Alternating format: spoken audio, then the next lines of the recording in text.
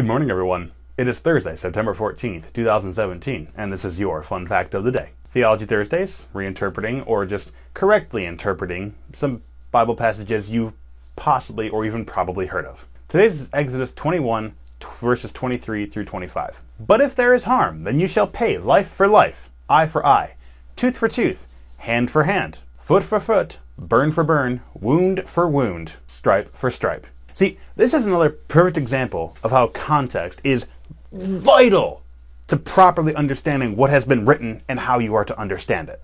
These three verses on their own would seem to be a very simple biblical instruction to retaliate exactly as you have been harmed.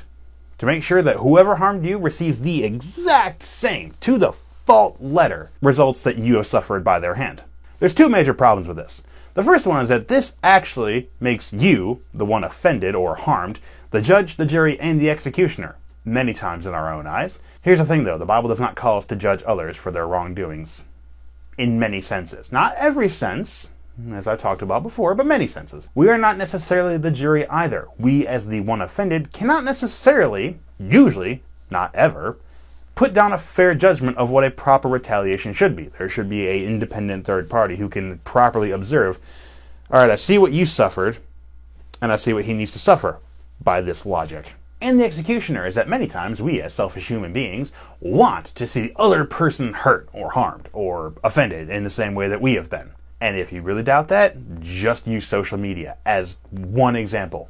Or just one cluster of examples, and you'll actually probably find a couple million results supporting that statement. And that's really the second point, is that humans are prone to be selfish, and they will exaggerate, or they will take a little extra vehemence in the retaliation because, well, they deserved it. They hurt me first. Why shouldn't they get a little bit of comeuppance for being such a rotten person in the first place? Reading this verse, these three verses, however, in the full context of chapter 21 reveals a starkly different interpretation.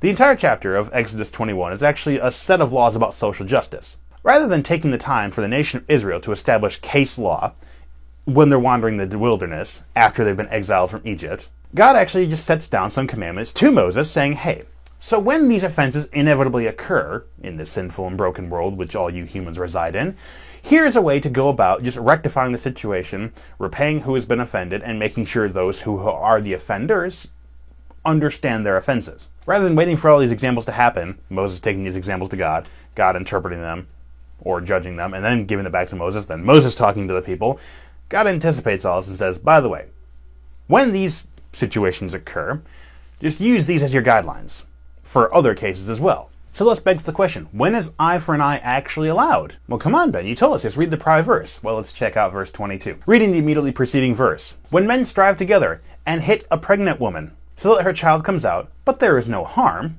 the one who hit her shall surely be fined. Proper? Any man hitting a pregnant woman should be fined. I completely agree with that, and there are many who will. But we're not done yet. As the woman's husband shall impose on him, and he shall pay as the judges determine. So this verse about eye for an eye, tooth for a tooth, actually, in paragraph form, directly relates to when a pregnant woman is physically hurt, and then the husband is allowed to ask for restitution, and a individual separate judge will order the offender to make restitution. An eye for an eye is the just punishment for when a man harms a pregnant woman in such a way that her child comes out and is deformed or harmed or, God forbid, dead in any way.